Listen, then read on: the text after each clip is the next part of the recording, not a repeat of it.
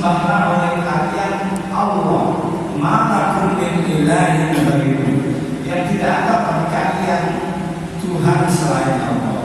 Semua nabi dari Nabi Adam sampai Nabi Muhammad, misinya yang utama adalah mengenalkan kalimat la ilaha illallah, mengenalkan kalimat tauhid, termasuk juga Nabi Shu'aib.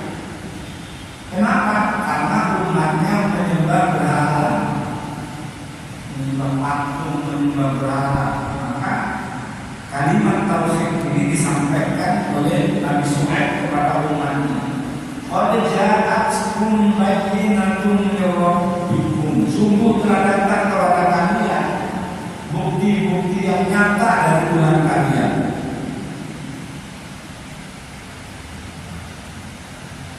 Fa'awful kaila, maka sempurnakanlah takaran, wal mizana, dan timbangan. Wala tabkhasun nasa asya'a, dan janganlah kalian kurangkan sedikit pun takaran dan timbangan itu sehingga merugikan manusia.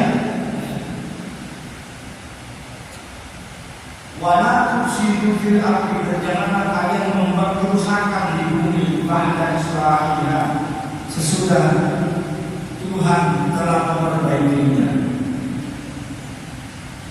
Ada 3 pokok sasaran Nabi Shu'aib kepada umatnya. Yang pertama, diarahkan kepada kalimat tauhid. Dakwah utama kalimat tauhid. Penting kalimat tauhid ini karena inilah isi yang dibawa oleh semua nabi. Yang kedua, didakwakan supaya menyempurnakan takaran dan timbangan. Kalau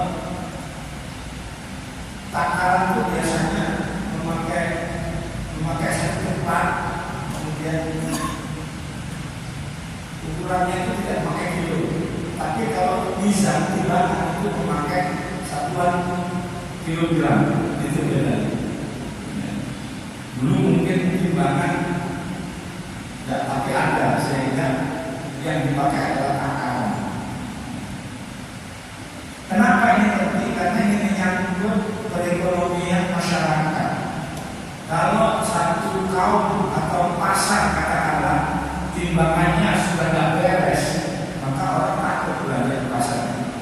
Ini menyangkut perdagangan, ini menyangkut perekonomian, ini menyangkut bisnis yang berlangsung, sehingga kejujuran di dalam menangkap, menimbang itu sangat diperlukan.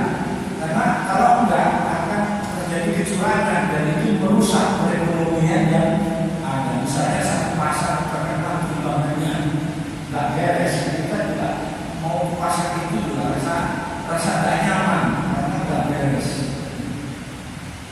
Dan ini yang terjadi di kalangan kaum Madian, ya, suku Madian, sehingga ini diluruskan oleh Nabi Shu'aib.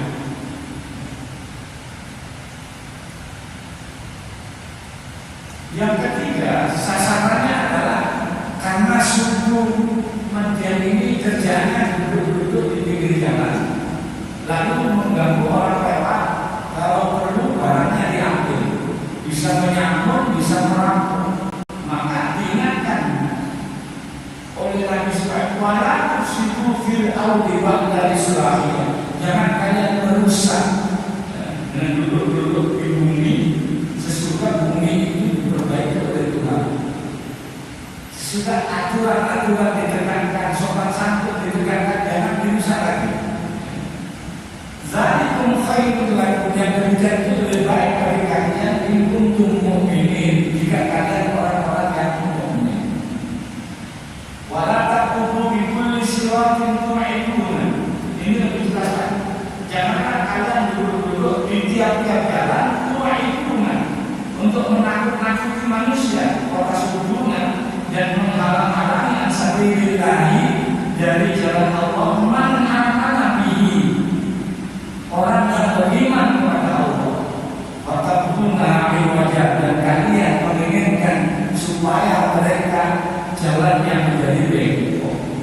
Jadi orang yang mau datang kepada Nabi Syuaib itu pun dihalang-halangi. Ya. Di samping menyambut, merampok, juga menghalang-halangi orang yang ingin datang kepada Nabi Syuaib menyatakan keimanannya. Ini sudah parah. Sudah yang disebut berhala, takaran timbangan curang, menghalang-halangi orang di jalan, menghalang-halangi lagi orang yang menuju kepada jalan yang lurus dengan harapan mereka menjadi bengkok.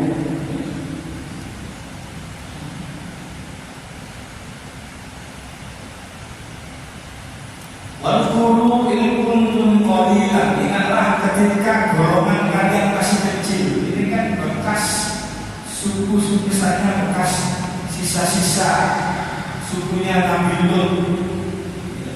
Kemudian setelah sisa muncul lagi generasi baru masih sedikit. Ingat kalian ketika masih sedikit, fakasfarokum, lalu Allah membuat kalian jumlahnya bertambah banyak. Wanzuru dan lihatlah kaifa kana aqibatul mufsidin, bagaimanakah kesudahan orang-orang yang membuat kerusakan. Sudah banyak negeri-negeri yang disiksa oleh Allah karena penduduknya yang membuat kerusakan. Disuruh memperhatikan kejadian-kejadian itu karena kehidupan manusia itu hanya pengulangan masa lalu. Yang heran lagi kita, semua perbuatan-perbuatan maksiat yang dilakukan oleh kaum nabi-nabi dulu sekarang ini ada semua.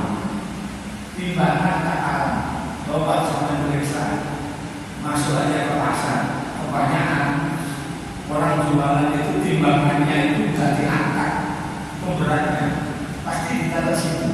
Nanti sesudah barangnya dimasukkan baru diganti. Itu gejala-gejala kecurangan. Yang kedua, harusnya timbangan itu tiap berapa bulan dikera. Dikera itu di apa ya? Ya dikera itu dibersihkan kotoran-kotorannya, dikes lagi sehingga selalu timbangan itu lucu. Yang ketiga, kadang sengaja dikasih pemberat, kadang sengaja. Atau kalau tidak dikasih pemberat, namanya orang tua bisa aja caranya. Misalnya jual jeruk, setelah ditimbang satu dijatuhkan ke dalam, yang lain dimasukkan di tas, itu sudah. Ini mengundang bencana yang seperti ini, akan mengundang bencana, akan bilang keberkahan. Keberkahan tersebut akan hilang. Dalam hadis dikatakan, saya di alam umat zaman yafiruna minal ulama wal fuqaha, akan terjadi satu masa, satu zaman menimpa umat mereka jauh dari ulama, jauh dari ahli fikih. Kalau umat sudah menjauhi ulama dan ahli fikih, fasayati tadi umum salah satu bahaya, maka Allah akan menurunkan tiga macam bala. Kalau sudah tak mau lagi majlis taklim, tak mau lagi belajar hukum fikih dan lain sebagainya, padahal ulama-ulama kita itu menerangi mereka, obat mereka, ahli fikih itu membuat mereka tidak melanggar hukum dengan kemampuan. Kalau dijauhi maka tiga macam bala yang akan. Yang pertama, turfa'ul barakah min kasbihi, akan diangkat keberkahan dari mata pencaharian mereka. Pekerjaannya adalah barokah, rezeki yang diterima tidak barokah, tidak lagi memperhatikan halal haram. Mungkin banyak yang dilakukan, tapi karena tidak barokah, manfaatnya kurang. Berkah itu apa? Ziyadatul khair, bertambah-tambahnya kebaikan. Makin banyak duitnya, makin baik, makin soleh, makin banyak rezekinya, makin baik, makin pintar berbagi, makin pintar melibatkan orang lain ke dalam rezeki yang dia diberikan oleh Allah. Makin senang menolong orang.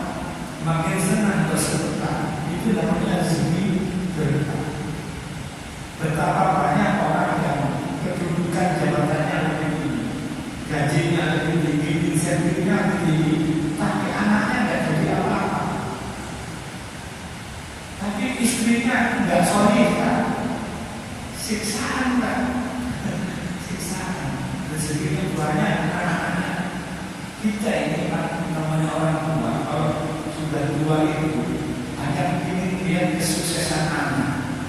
Senang sekali kalau anak-anak kita sukses pendidikannya, sukses ilmunya. Kita yang mau pensiun itu kita lihat betapa sedihnya pensiun juga, duitnya habis, ditangkap KPK. Aduh, pensiun itu buatnya padanya. Satu, pensiun itu masih sehat. Yang kedua, pensiun itu tidak punya masalah. Itu sampai catat betul-betul. Dan pensiun masih pada polisi. Sedih kan? Maka teman-teman itu kalau kita dipanggil, kita masuk ya gitu. Ya gitu, dan gitu ya sudah lewat mau menyelamatkan masing-masing. Kenapa di Indonesia ini aneh-aneh juga di Indonesia dengan negara-negara perkara yang sudah lewat sudah dimusuhkan. Kadang-kadang yang musuh itu masalah. KPK itu biasa. KPK itu biasa. Sekarang ini yang kita yakini paling bersih itu KPK, tapi KPK itu biasa. Pokoknya usahakan kalau pensiun dua. Satu sehat, yang kedua tidak punya kasus, tidak punya masalah. Itu enak juga. Lebih enak lagi kalau tabungannya banyak. Lebih enak lagi kalau berkah. Karena apa? Kalau bapak haji yang berkah turfa'ul barakah min kasbihi, akan diangkat keberkahan dari mata pencahariannya, rezekinya. Yang kedua, Yusallitullah alaihim sultanan dhaliman, akan diturunkan oleh Allah pemimpin-pemimpin yang zalim, pemimpin-pemimpin yang zalim, pemimpin-pemimpin yang sesat. Namanya zalim, zalim itu ketaatan. Namanya orang berjalan di ketaatan, dia nabrak-nabrak. Pemimpinnya pemimpin yang nabrak-nabrak. Nah ini nanti ada pemilihan presiden. Pilih pemimpin yang bisa membawa kita selamat dunia akhirat.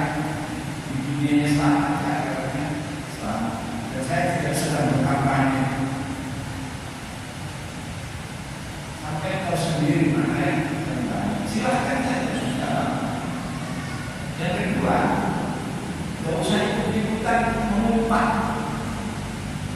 menghina. Terserah, ini sudah ditentukan calon-calonnya, nggak usah saling menantang untuk membersihkan pilihannya. Saya lihat di saling menantang. Semua itu ada hikmahnya, semua ada hikmahnya. Tak usah ikut, tak usah berkelahi.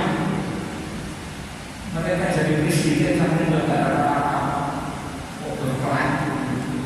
Mendukung boleh aja, tapi jangan sampai meletakkan tali silaturahmi. Kalau enggak nanti akan diangkat pemimpin yang zalim. Yusallitullah alaihi sultanan dhaliman. Bayangkan aja kalau sampai wali kotanya adu ayam, camatnya adu ayam, lurahnya adu ayam. Kayak apa masyarakatnya kalau pemimpinnya zalim? Ya kan? Mestinya bisa menjadi tauladan dari pemimpin. Yang ketiga, yang kunjungan dengan dunia dengan iman. Kalau jauh dari ulama, jauh dari hadis, akan dikeluarkan dari dunia ini tanpa membawa iman atau dibanding dunia.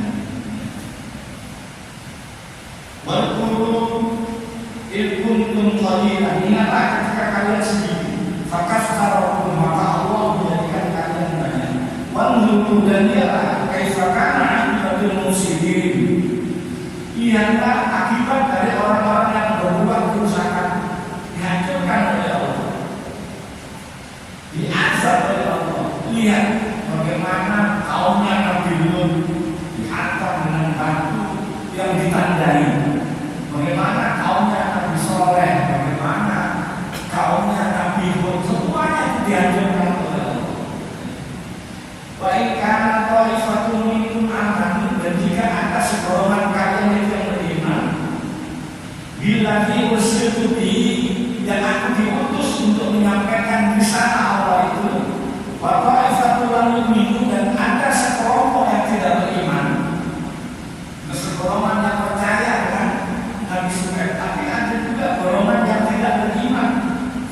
fasbiru, maka bersabarlah.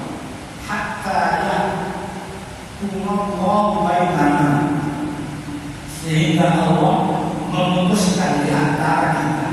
Tunggu aja. Kalau kalian yang beriman menghadapi orang-orang yang tidak beriman, tunggu sampai ada keputusan dari Allah.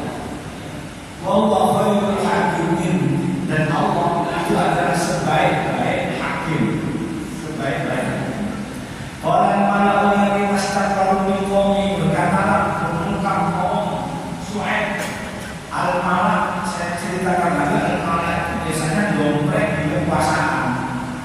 Orang-orang preman-preman yang dompleng di kekuasaan, tapi dipercaya oleh pemimpin-pemimpin kaum. Ini repotnya. Yang biasa-biasa kita proyek, tapi itu biasa ketika pemilihan wali kota, ketika pemilihan gubernur, itu pemilihan presiden berjasa. Sehingga ini yang susah nyusahin pemimpin. Mau bergerak ke kanan tapi malah-malahnya jangan ke kanan itu. Enggak. Mestinya jalan itu ditembuskan lewat sini, jangan. Sama aja, karena kasih lebih banyak kayak ke sana, sehingga tanah sana lebih mahal. Itu dari sini banyak. Ini al-alam itu. Preman-preman yang bisa mempengaruhi pejabat. Dan di zaman Nabi Syuaib ada orang-orang yang disebut al-malam. Orang malam dan berkata al-malam yaitu pemuka kaum Syuaib yang memiliki kesombongan di kaum ini dari kaumnya Nabi Syuaib. Lalu hujatna kaya Syuaib, kami pasti akan mengeluarkan engkau wahai Syuaib, akan kami usir engkau wahai Syuaib. Walladzina amanu dan orang-orang yang bersama beriman bersama engkau akan kami usir. Min qaryatina, dari kampung halaman kita, dari negeri kita. Allah ta'uduna fi millatina, kami tidak usir kalau kamu kembali kepada agama kami, menyembah berhala lagi, kamu tinggalkan agama yang kamu bawa. Kami tidak usir kalau kamu kembali kepada agama kami. Allah Nabi Syuaib berkata, awalaupun kali, apakah kalian akan mengusir kami atau memaksa kami kembali kepada agama nenek moyang? Kalau kami tidak suka, kalau kami tidak suka, ada ketegasan daripada Nabi Syuaib. Qadif tawaina ala kaliban bin mudna fi millatikum. Sungguh kami mengadakan Anda kedustaan atas nama Allah jika kami kembali kepada agama nenek moyang. Ba'da idza qaum billah, sesudah Allah menyelamatkan kami daripada kesesatan agama nenek moyang. Wa ma yakunu lana an na'uda fiha illa ayyasha Allah rabbuna. Dan sekali-kali tidak patut bagi kami untuk kembali ke agama nenek moyang kalian, kecuali jika Allah Tuhan kami menghendaki. Di sini dipakai kecuali jika Allah Tuhan kami menghendaki. Ini menunjukkan bahwa Nabi Syuaib itu yakin seyakin-yakinnya Allah lah yang mengatur segala-galanya. Jika disesatkan Allah pasti akan sesat.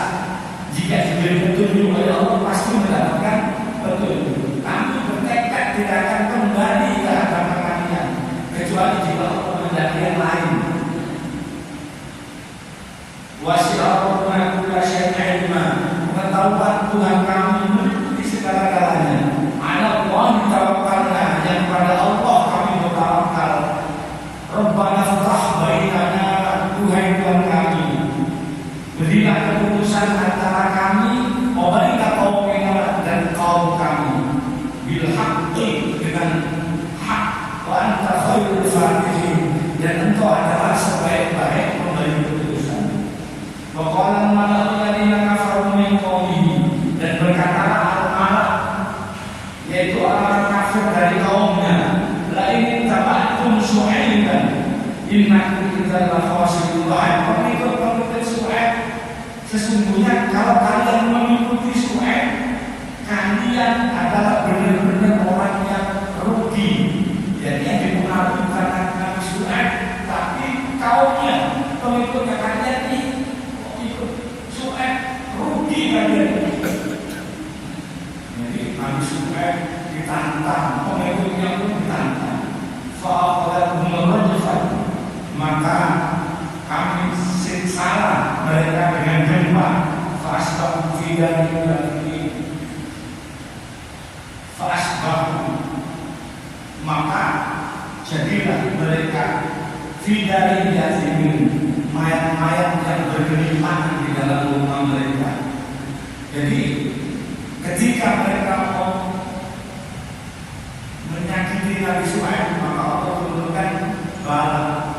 Pertama bala yang begitu panas sehingga mereka kepanasan. Lalu Allah mengirim awan hitam, sehingga kayak ini mereka semua kumpul di awan itu. Akhirnya dari awan itu terjadilah petir serangan-serangan listrik, sehingga kanan begitu masuk rumah Allah mengangkat bumi dengan suara yang nyaring, terjadilah gempa sehingga semuanya mati di dalam rumah mereka. Alladzina kadzabu Syuaiban, dan orang-orang yang mendustakan Syuaib, kalam yang manusia seakan-akan seolah-olah tidak pernah diam di kampung itu. Hancur sudah kampung itu, seakan-akan tidak pernah ada penghuni di kampung itu. Alladzina kadzabu Syuaiban adalah orang-orang yang mendustakan Syuaib itu, adalah orang-orang yang merugi. Fatawalla anhu, kemudian Nabi Syuaib meninggalkan mereka. Waqala, dan berkata, ya qaumi, wahai qaumku, laqad ablaghtukum risalati rabbi, sungguh aku telah menyampaikan risalah Tuhanku. Wa nasahtu lakum, dan aku menasihati kalian. Kaifa asa ala qaumin kafirin, bagaimana aku bersedih terhadap orang-orang yang kafir. Mereka diajarkan gimana aku sedih. Nasihat sudah disampaikan, risalah sudah disampaikan, tapi kalian kafir juga. Kalau kalian dihancurkan oleh Allah, bagaimana aku bersedih? Yang salah itu kan. Nah, ayat ini menunjukkan bahwa orang mati pun masih mendengarkan orang yang hidup, karena mereka diajak pada matian semua. Baru Nabi Syuaib ngomong dengan mereka, wahai kaumku, padahal mereka sudah mati. Ini sama dengan ketika Nabi Muhammad berbicara ketika terjadi perang Badar, kelompoknya Abu Jahal dan orang-orang kafir semua mati, 70 orang mati, 70 orang ditahan oleh Rasulullah. Yang mati itu dikatakan oleh Rasulullah, wahai Abu Jahal, ada namanya, apakah kalian sudah mendapatkan apa yang dijanjikan oleh Allah untuk kalian, yaitu siksa? Sungguh aku telah mendapatkan janji Allah kepadaku, diberikan aku kemenangan. Sahabat bertanya, ya Rasulullah, mereka ini yang sudah meninggal, kenapa tidak bisa? Kata Rasulullah, mereka lebih mendengar ketimbang yang hidup. Nah, inilah kalau kita percaya orang mati bisa mendengar, ini dari dunia ini. Akhir ayat yang saya bacakan tadi menunjukkan Nabi Syuaib itu berbicara dengan mereka ketika mereka sudah mati. Wahai kaumku, aku sudah menyampaikan risalahku dari Tuhanku, aku sudah menasihati kalian, tapi kalian tidak mau dengar juga. Bagaimana aku sedih terhadap kalian? Sudah tidak sedih. Memang kalian yang melanggar ajaran-ajaran yang disampaikan kepada kalian. Jangan yang berbahagia ini beberapa ayat yang bisa disampaikan tentang kisah supaya kalau ada yang berkata ini kisah, kalau sampai mau dalam tadi buku-buku sejarah tentang kenabian. Kenapa Allah mengisahkan kisah-kisah orang yang lalu manusia itu belajar dari sejarah. Ya, sejarah itu untuk dipelajari, yang baik untuk kita lanjutkan, ya. Yang jelek jangan kita tiru, karena manusia itu pengulangan masa lalu. Ya. Maka yang baik saja diambil, yang buruk jangan diambil. Karena kalau keburukan diambil, pasti Allah akan menyiksa orang yang mencontoh keburukan. Dulu ada Firaun, sekarang ada Firaun modern. Dulu ada Namrud, sekarang ada Namrud modern. Dulu ada Korun waktu miskin rajin ikut Nabi Musa berdakwah, suka kaya lupa. Sekarang juga ada Korun modern. Saya pikir itu yang disampaikan dan yang hati dirahmati Allah. Rezeki yang rezeki bertambah membaik dan kehadiran keluarkan, tidak meninggalkan dunia ini kepada Tuhan Husnul Khotimah. Alhamdulillah, syukur. Alhamdulillah.